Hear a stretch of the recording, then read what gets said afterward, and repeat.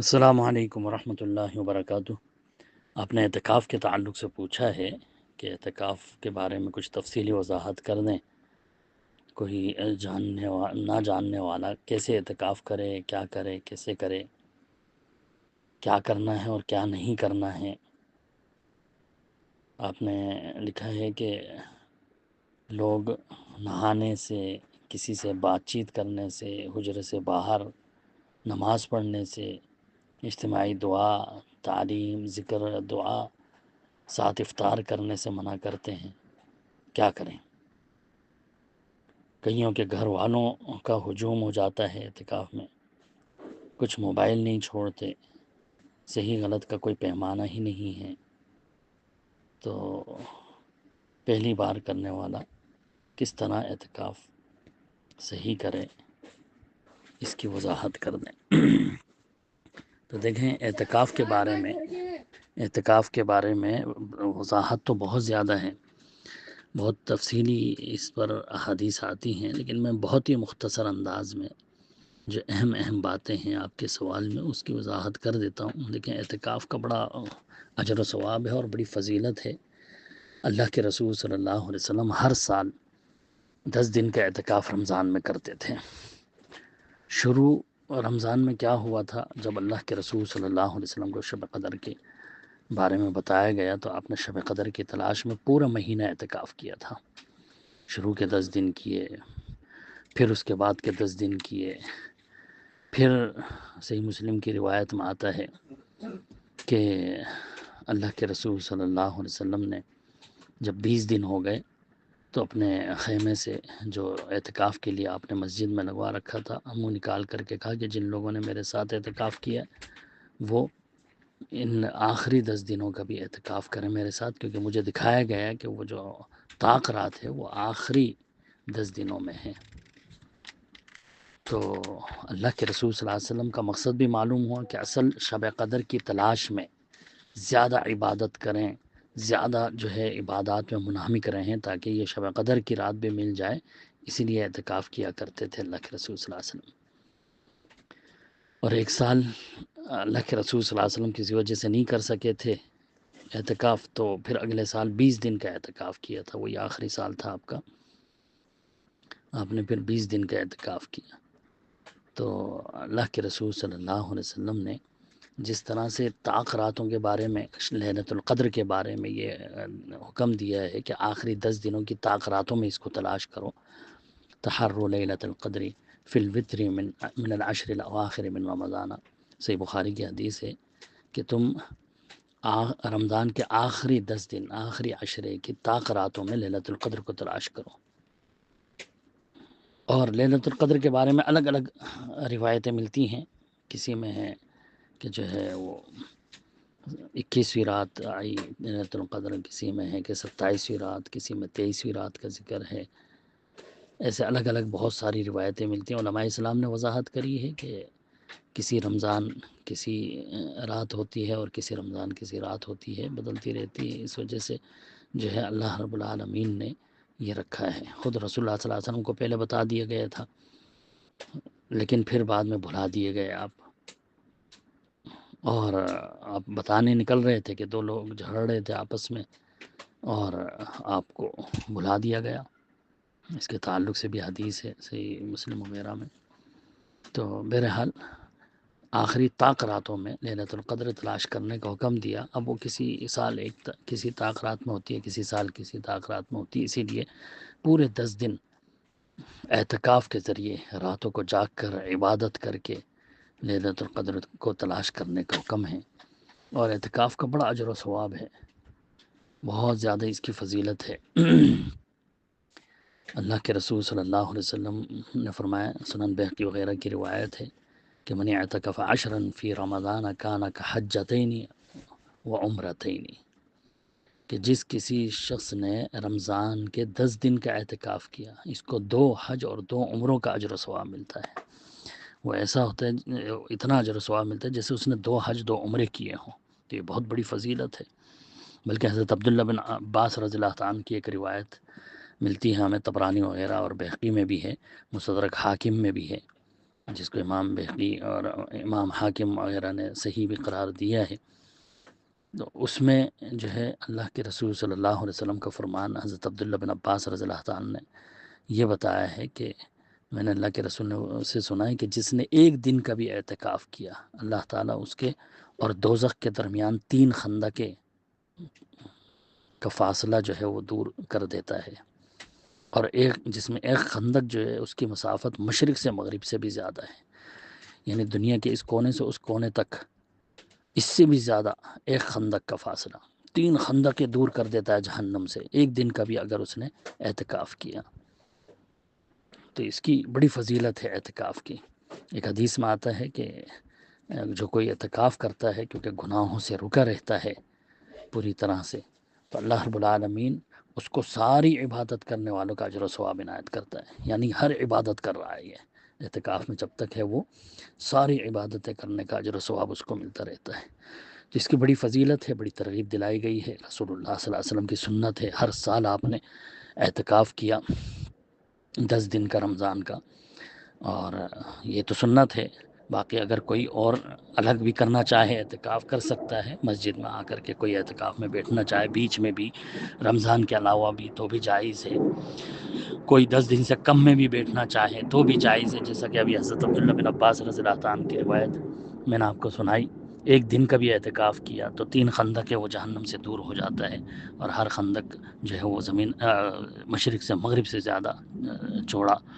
ہوتا ہے۔ تو اعتکاف کے لیے سنت طریقہ تو یہ ہے کہ 10 دن کا کیا جائے مسجد کے اندر، لیکن اگر کوئی نہیں کر پا رہا ہے 10 دن کا تو اس سے کم کا بھی کر سکتا ہے۔ علماء اسلام لکھتے ہیں کہ بہتر ہے کہ طاق دن جو ہے مقرر کرے، یا تو 7 دن یا 5 دن یا 3 دن کر لے، یا 1 دن کا بھی کر سکتا ہے، جیسا کہ حضرت عمر رضی اللہ تعالیٰ نے اللہ کے رسول صلی اللہ علیہ وسلم سے پوچھا تھا کہ اللہ کے رسول، میں نے زمانہ جاہلیت میں نظر مانی تھی کہ مسجد حرام میں 1 رات کا اعتکاف کروں گا، تو اللہ کے رسول صلی اللہ علیہ وسلم نے کہا کہ اپنی نظر پوری کرو، جس سے واضح ہے کہ 1 رات کا یا 1 دن کا بھی اعتکاف کیا جا سکتا ہے، جبھی اللہ کے رسول صلی اللہ علیہ وسلم نے ان کو اجازت دی، ورنہ اگر وہ خلاف شرع ہوتا تو کبھی اللہ کے رسول اجازت نہ دیتے اس کی۔ علماء اسلام نے انہی حدیثوں کو پیش کر کے وضاحت کری ہے کہ جتنے دن کا چاہے انسان اعتکاف کر سکتا ہے، 1 رات کا بھی اعتکاف ہو سکتا ہے، لیکن سنت طریقہ ہے کہ بھئی وہ 10 دن شب قدر کی تلاش میں برابر اعتکاف میں رہے، اور اعتکاف میں کس طرح داخل ہو، مسجد میں آ کر کے ایک تو اپنے لیے کوئی ایک جگہ مقرر کرے، کوئی ایک کونا مقرر کرے، وہاں پردہ ڈال لے۔ اللہ کے رسول خیمہ ڈالا کرتے تھے مسجد کے اندر، آپ کے ازواج مطہرات بھی آپ کے خیمے کے برابر میں خیمے لگا لیا کرتے تھے، اور وہاں پہ چارپائی وغیرہ بھی بچھائی جا سکتی ہے، جیسا کہ حدیث میں آتا ہے کہ اللہ کے رسول صلی اللہ علیہ وسلم کے لیے جو ہے وہ توبہ، ستون توبہ کے پاس جو ہے چارپائی ڈال دی گئی تھی، اور آپ کا بچھونا ڈال دیا گیا تھا،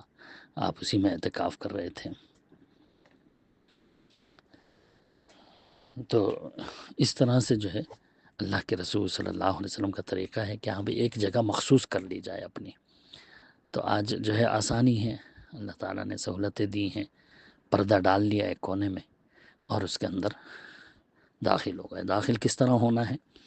کہ 20 تاریخ رمضان کی 20 تاریخ یعنی 20واں روزہ رکھنے کے بعد مغرب کے وقت جو ہے وہ آ کر کے مسجد میں داخل ہو جائے،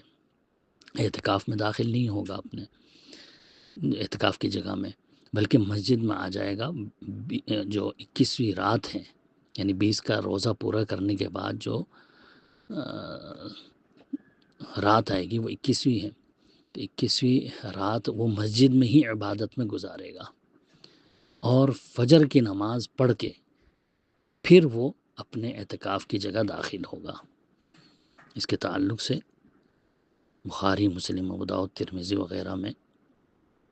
جو ہے وضاحت ہے حضرت عائشہ رضی اللہ عنہ کی روایت میں کہ اللہ کے رسول صلی اللہ علیہ وسلم جب اعتکاف کا ارادہ کرتے صلی الفجر ثم دخل معتکفہ، تو فجر کی نماز پڑھ کر کے پھر اپنے اعتکاف کی جگہ داخل ہوتے تھے اللہ کے رسول صلی اللہ علیہ وسلم۔ تو یہ طریقہ ہے اعتکاف میں داخل ہونے کا۔ اب جب رات بھر تو ہم نے مسجد میں ہی عبادت کری، فجر کی نماز پڑھ کر کے 21 کی صبح اپنے اعتکاف میں داخل ہو گئے اور جو ہے عبادت میں اپنا آپ کو مصروف رکھا، اور اب یہاں سے بغیر سخت ضرورت کے ہم نے نہیں نکلنا ہے۔ نماز کے لیے تو نکلیں گے، بالکل پردے سے باہر نکلیں گے، باجماعت نماز پڑھنی ہے، کوئی ذکر ہے، کوئی بیان وغیرہ ہے، دین کی باتیں ہیں، بالکل اس کے لیے مسجد میں جو ہے باہر، پردے سے باہر مسجد کے اندر ہی بالکل نکل سکتا ہے، اس میں کوئی حرج نہیں ہے۔ اس میں اپنی طرف سے سختیاں کر لینا کہ نہیں جو ہے وہ افطاری کے لیے بھی جو ہے ہم اعتکاف سے نہیں نکل سکتے، یا جو ہے دعا وغیرہ کے لیے، نماز کے لیے اپنے اعتکاف کی جگہ سے نکل ہی نہیں سکتے، ایسا نہیں ہے۔ یہ اپنا آپ پر زبردستی سختیاں کرنا ہے۔ اللہ کے رسول صلی اللہ علیہ وسلم باقاعدہ باجماعت نماز پڑھا رہے تھے مسجد نبوی میں اپنے اعتکاف سے، خیمے سے نکل کر کے، لہذا افطاری وغیرہ مسجد میں کرنے کے لیے بلکہ اجازت ہے کہ اگر کھانا وغیرہ کھانے کے لیے گھر جانا پڑ رہا ہے تو کھانا کھانے کے لیے گھر جا سکتا ہے، قضاء حاجت کے لیے مسجد سے نکل کے گھر جا سکتا ہے، غسل کرنے کے لیے گھر جا سکتا ہے۔ تو یہ اتنی سختیاں نہیں ہیں، اللہ کے رسول صلی اللہ علیہ وسلم نے اس میں بڑی آسانیاں کری ہیں۔ ہاں یہ ہے کہ بلا ضرورت مسجد سے نہ نکلیں، مسجد کے اندر رہے، عبادات میں اپنا آپ کو مصروف رکھے، جتنا زیادہ ہو سکے نفلی عبادت، نفلی نمازیں، قرآن کی تلاوت، ذکر اللہ میں اپنا آپ کو مصروف رکھے، دین کے سیکھنے سکھانے میں، قرآن کو یاد کرنے میں، یہ سب عبادتیں، اہم عبادت، ایک دوسرے سے دینی مسائل پر مذاکرہ کرنا، دین سیکھنا، یہ سب عبادت میں شامل ہیں، تو اس میں جو ہے کوئی وہ حرج نہیں ہے۔ ہاں یہ ہے کہ بغیر ضرورت لا یخرج لحاجت الا لما لا بد له منه، حضرت عائشہ کہتی ہیں کہ اللہ کے رسول صلی اللہ علیہ وسلم جب اعتکاف میں چلے آتے تھے تو سوائے کسی سخت ضرورت کے مسجد سے باہر نہیں نکلتے تھے۔ وہ ضروری حاجت کیا ہوتی تھی کہ ہم بھی پیشاب پخانے کے لیے جا رہے ہیں، غسل کرنے کے لیے جا رہے ہیں، کھانا کھانے کے لیے جا رہے ہیں، تو ان کی اجازت ہے، جا سکتے ہیں۔ ملنے والوں کا جہاں تک ذکر، جیسا کہ آپ نے سوال میں ذکر کیا کہ بھئی رشتہ دار جو ہے وہ آتے رہتے ہیں ملنے کے لیے، تو زیادہ معتکف کو تنگ نہیں کرنا چاہیے اس معاملے میں، لیکن اگر کوئی آ جاتا ہے ملنے کے لیے تو اس میں کوئی حرج نہیں ہے۔ اللہ کے رسول صلی اللہ علیہ وسلم اعتکاف میں تھے، حضرت عائشہ کہتی ہیں کہ آپ کی بیویاں آپ سے ملنے کے لیے آتی تھیں، آپ سے مل کر کے جاتی تھیں، جیسے کہ حضرت حفصہ رات کے وقت آئی ہیں، آپ سے مل کر کے گئیں باتیں کر کے، اور آپ ان کو مسجد کے دروازے تک چھوڑنے کے لیے آئے، باہر دروازے تک آپ کو چھوڑا حضرت حفصہ کو، اور حضرت عائشہ کہتی ہیں کہ آپ اپنے اعتکاف کی جگہ سے جو ہے میرے لیے سر نکال دیتے تھے باہر، صحیح بخاری وغیرہ میں روایت ہے باقاعدہ کہ آپ جو ہے اپنا سر باہر نکالتے اور میں آپ کے سر میں تیل لگا لیا کرتی تھی، کنگھی کر دیا کرتی تھی آپ کے۔ حضرت عائشہ کہتی ہیں ایک حدیث میں، صحیح بخاری ہی کی روایت ہے کہ میں باقاعدہ خاص ایام سے ہوتی یعنی حائضہ ہوتی، اور اس کے باوجود میں اللہ کے رسول صلی اللہ علیہ وسلم کا، جب کہ آپ اعتکاف میں ہوتے، آپ کا سر دھو دیا کرتی تھی جا کر کے اس حالت میں بھی۔ تو اس میں کوئی حرج نہیں ہے اگر کوئی ملنا آتا ہے، بیوی ملنا آتی ہے، بس یہ ہے کہ شہوانی باتوں سے اور اس طرح کی کسی حرکت سے اپنا آپ کو بالکل بچانا ہے، دور رکھنا ہے، کیونکہ اللہ رب العالمین نے قرآن مجید کے اندر جو ہے اسے سختی سے منع کیا ہے کہ جب تم اعتکاف کی حالت میں ہو، وَلَا تُبَاشِرُوهُنَّ وَأَنْتُمْ عَاكِفُونَ فِي الْمَسَاجِدِ، ایسی حالت میں بیویوں سے مباشرت نہ کرنا جب تم مسجدوں میں اعتکاف کی حالت میں ہو۔ تو باقی جو ضروری ہیں چیزیں وہ بالکل کی جا سکتی ہیں، اور آپ نے کیا کرنا چاہیے کیا نہیں کرنا چاہیے اس کے بارے میں بھی آپ نے خصوصی سوال میں ذکر کیا ہے۔ دیکھیں دنیا کی فضول باتوں میں، موبائل میں جیسا کہ آپ نے ذکر کیا، موبائل کی ادھر ادھر اگر کچھ سیکھ رہا ہے موبائل سے تو بھی کوئی حرج نہیں ہے، قرآن سن رہا ہے، دینی باتیں سن رہا ہے تو بھی کوئی حرج نہیں ہے اعتکاف کی حالت میں۔ لیکن جو فضولیات ادھر ادھر کے ڈرامے سیریلیں، ادھر ادھر کی کہانیاں، دنیاوی چیزیں، اس سے بہت زیادہ اجتناب کرنے کی ضرورت ہے۔ اور موبائل لے کر کے فضول لوگوں سے باتیں کرتے رہنا، اعتکاف کی حالت میں بیٹھ کر کے اس کو ملا دیا فون، اس کو ملا دیا فون، اس سے باتیں کر رہے ہیں اور سارے کاروبار موبائل میں چل رہے ہیں، یہ بھی صحیح نہیں ہے اعتکاف کی حالت میں۔ اعتکاف میں الگ تھلگ آپ کو اسی لیے کیا گیا کہ آپ صرف اپنی عبادت پر دھیان دیں اور عبادت کی طرف متوجہ رہیں، تاکہ پورا پورا اجر و ثواب ملے، جس سے کہ اللہ کے رسول صلی اللہ علیہ وسلم کی حدیث ہے کہ قال فی المعتکف وهو يعتکف الذنوب ويجرى له من الحسنات كعامل الحسنات كلها، کہ اعتکاف کرنے والے کے بارے میں اللہ کے رسول نے فرمایا کہ وہ گناہوں سے بندہ رہتا ہے، ہر گناہ سے بچ جاتا ہے اعتکاف کی حالت میں، اور نیکیاں کرنے والوں کی طرح اس کی نیکیاں جاری کر دی جاتی ہیں، یعنی ہر نیکی کرنے والا جو نیکی کرتا ہے وہ سب نیکیوں کا اجر و ثواب اس کو ملتا رہتا ہے معتکف کو۔ تو اس فضیلت کو بھی سامنے رکھیں تو اپنا آپ جو ہے واضح ہوتا ہے کہ ہمیں فضول چیزوں سے بالکل بچنا ہے اعتکاف کی حالت میں، اور پوری طرح سے جو ہے عبادت میں اللہ کی طرف متوجہ رہنے میں، اللہ کے ذکر میں، دین کے سیکھنے سکھانے میں ہی اپنا آپ کو مصروف رکھنا ہے۔ نفلی نمازیں، قرآن کی تلاوت، قرآن کو یاد کرنا، جتنا زیادہ ہو سکے اس پر غور و فکر کرنا، تفسیر پڑھنا، حدیثیں پڑھنا، سیکھنا، انہی میں اپنا آپ کو مشغول رکھے، یقیناً یہ اہم عبادتیں ہیں۔ اسی طرح سے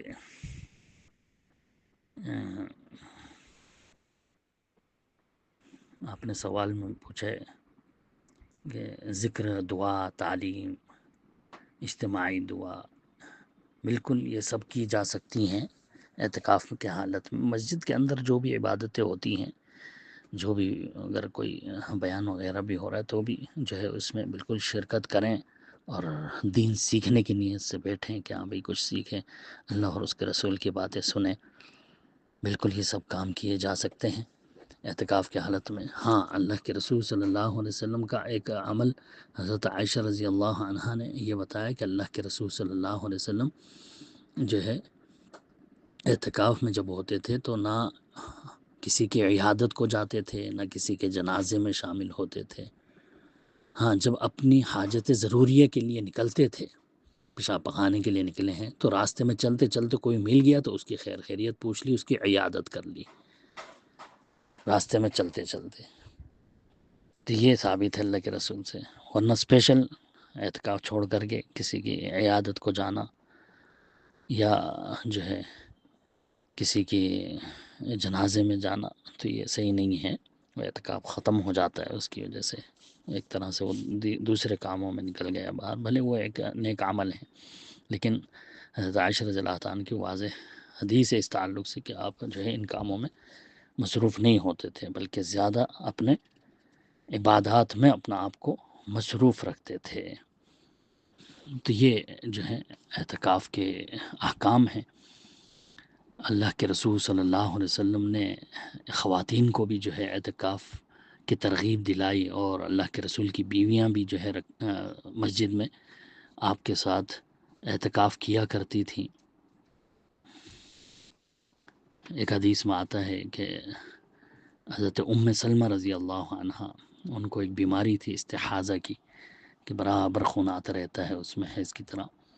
لیکن اس میں نماز نہیں چھوڑنے کا حکم ہے۔ حیض میں تو نماز چھوڑنے کا حکم ہے، جبکہ مستحاضہ جس کو برابر آتے ہی رہتا ہے خون یا پانی وغیرہ آتا رہتا ہے تو وہ جو ہے نماز اس کو پڑھنی ہی ہے ہر بار وضو کر کے۔ تو وہ کہتی ہیں کہ ان کو بھی اللہ کے رسول نے اجازت دی تھی کہ وہ اعتکاف میں بیٹھیں، اور وہ برابر اعتکاف میں بیٹھتی تھیں، عبادت میں مصروف رہتی تھیں۔ حضرت عائشہ رضی اللہ عنہ کہتی ہیں کہ ہم جو ہے اکثر ان کے نیچے برتن رکھ دیا کرتے تھے اور وہ نماز پڑھتی رہتی تھیں، مصروف رہتی تھیں۔ لیکن حائضہ کے لیے صحیح نہیں ہے اعتکاف میں، کیونکہ اللہ کے رسول صلی اللہ علیہ وسلم نے مسجد میں اس کو رکنا اور وہاں بیٹھنے سے ہی منع کیا ہوا ہے عام حدیثوں میں، حائضہ کو اور جنبی کو۔ لہذا حائضہ تو نہیں بیٹھیں گے اعتکاف میں، لیکن دیگر خواتین جو ہے بالکل بیٹھ سکتی ہیں۔ ہاں، یہ ہے کہ شوہر کی اجازت لینا ضروری ہے، شوہر کی اجازت کے بغیر جو ہے خواتین اعتکاف میں نہیں بیٹھ سکتی، ان کے لیے وہ ضروری ہے۔ اور اسی طرح سے ہر کبیرہ گناہ سے بچنا ضروری ہے۔ امام قرطبی رحمۃ اللہ علیہ لکھتے ہیں کہ اگر اعتکاف کرنے والا کسی کبیرہ گناہ کا ارتکاب کرے تو اس کا اعتکاف کا مقصد ہی ختم ہو جاتا ہے، کیونکہ بالکل عبادات کی ضد ہے۔ کبیرہ گناہوں سے تو ہر حالت میں بچنا ہے، یعنی جھوٹ بولنا، غیبتیں کرنا، غیر محرموں کی عورتوں کی تصویریں دیکھنا، یہ سب گناہ ہیں، ان سے بچنا چاہیے۔ آج عموماً اس میں احتیاط نہیں کی جاتی، اعتکاف کی حالت میں بیٹھے ہیں اور وہ آپس میں ایک دوسرے کے باتوں میں لگے ہوئے ہیں اور غیبتیں کر رہے ہیں، عیب جوئیاں کر رہے ہیں، ایک دوسرے کو کی تحقیر کر رہے ہیں، مذاق اڑا رہے ہیں ایک دوسرے کا۔ وہ غلط طریقہ ہے، ایسے اعتکاف کرنے کا کوئی فائدہ نہیں ہے جب گناہوں سے نہیں بچے تو۔ گناہوں سے ہر حالت میں بچنا ہے، جن کی اجازت ہے جن چیزوں کی، اس میں کوئی حرج نہیں ہے کہ ہاں بھائی ضروری بات کرنی ہے، بالکل کر سکتے ہیں۔ اللہ کے رسول صلی اللہ علیہ وسلم کی بیوی جو ہے حضرت حفصہ آئیں، آپ سے بات چیت کری بہت دیر تک بیٹھ کر کے۔ حضرت صفیہ رضی اللہ عنہ، غلطی سے حفصہ کہہ دیا میں نے، حضرت صفیہ رضی اللہ عنہ آئیں اللہ کے رسول صلی اللہ علیہ وسلم کے پاس، بہت دیر تک بیٹھی، بات چیت کری۔ صحیح بخاری میں ہے اس کے تعلق سے روایت، بلکہ امام بخاری نے جو ہے باب باندھا، باب هل یخرج المعتکف لحوائج الی باب المسجد، کیا معتکف جو ہے کسی ضروری چیز کے لیے مسجد کے دروازے سے باہر تک آ سکتا ہے؟ تو ایک روایت میں باقاعدہ یہاں تک ذکر ہے کہ حضرت صفیہ کو اللہ کے رسول صلی اللہ علیہ وسلم ان کے گھر تک چھوڑنے گئے، ان گھر تک چھوڑ کر کے پھر آئے اپنے اعتکاف کی جگہ۔ تو یہ ضروری چیز ہے، بہت ہی اہم چیز، مسجد کی خدمت کرنا، اپنے کسی بھائی کی خدمت کرنا، اس کا ساتھ دینا، جیسے کہ حضرت عبداللہ بن عباس رضی اللہ تعالیٰ عنہ کی روایت میں آتا ہے کہ حضرت عبداللہ بن عباس جو ہے اس میں تھے، اعتکاف میں تھے، ایک شخص آ کر کے بیٹھا، حضرت عبداللہ بن عباس نے کہا بھائی بڑا غمگین دیکھ رہا ہوں، تم کیا پریشان حال نظر آ رہے ہو؟ تو انہوں نے کہا نہیں، اصل میں وہ فلانا سے قرض لیا تھا میں نے اور وہ آج مطالبہ کر رہا ہے،